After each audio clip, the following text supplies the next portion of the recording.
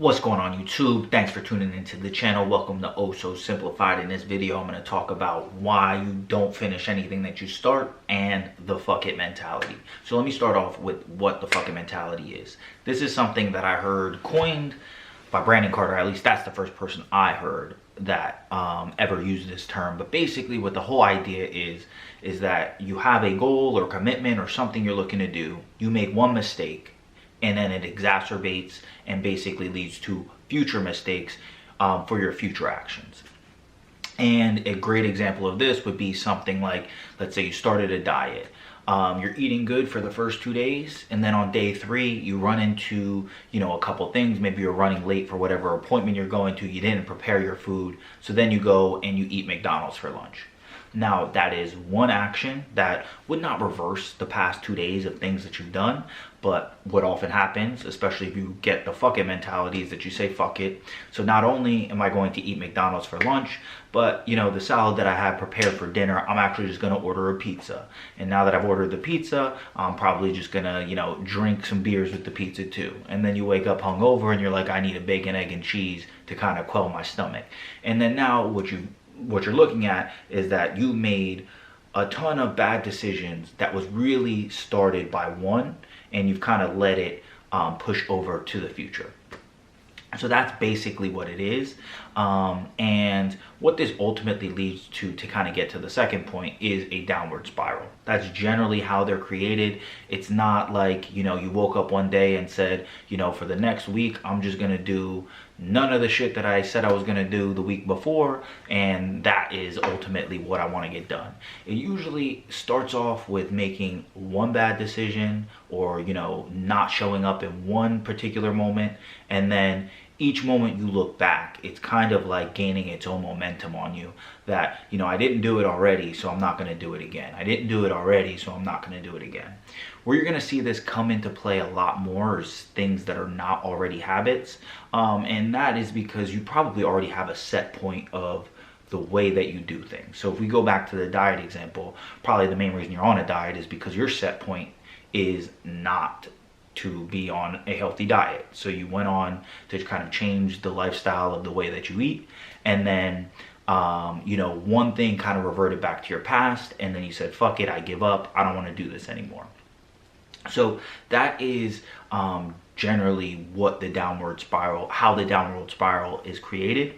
And the best way of kind of separating yourself from this is looking at these decisions moment to moment. So if you do happen to make a mistake, you don't have to keep looking back at the mistake you made.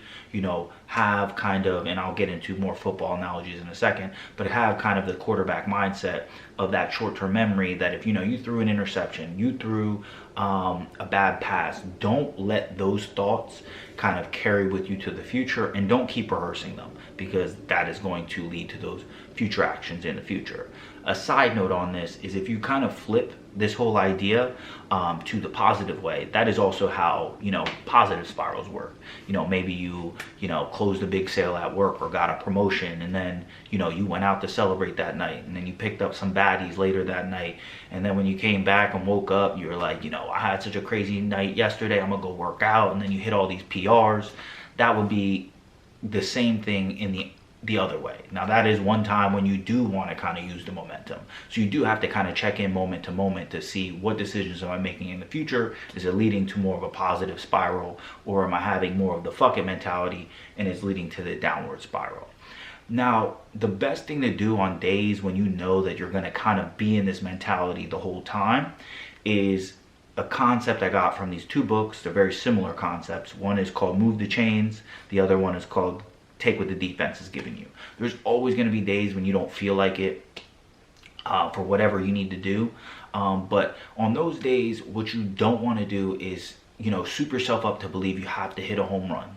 It's very cool to, just get on base, become a game manager in those types of moments. If you keep it in football, just run the ball, just get 3 yards. If you get 3 yards every play, you get a first down and you move the chains. Don't feel like you need to always have these crazy, super successful days. Sometimes it's just good to put one foot in front of the other and just keep that momentum moving forward. And then those days you have those big pushes, push all the way. But on those other days when you can't do it, and if you watch my other channel, my fitness channel, it's in the description if you want to check it out. Those are great days, like in a workout example, for maintenance workouts. You know, maybe you don't go through a huge, long, full workout, but you do something that's 10, 20 minutes, get it in, get it out, and then, you know, you feel good about yourself, and then now you're still stacking wins. So when you do have those big days, there was no real loss. It was like always moving forward, you're always moving the chains, and you're always doing what you can in those days.